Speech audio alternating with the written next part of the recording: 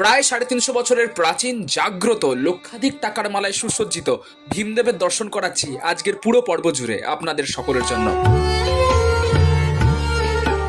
জাগ্রত ভীমদেবের কাছে নিজেদের মনস্কামনা নিয়ে হাজারে হাজারে মানুষ এসে পৌঁছন পূর্ব মেদিনীপুরের তারাগেরিয়া গ্রামে।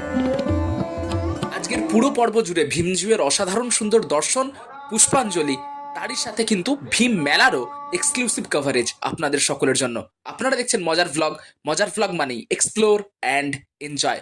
চলুন শুরু করছি মূল পর্বের ভিডিও।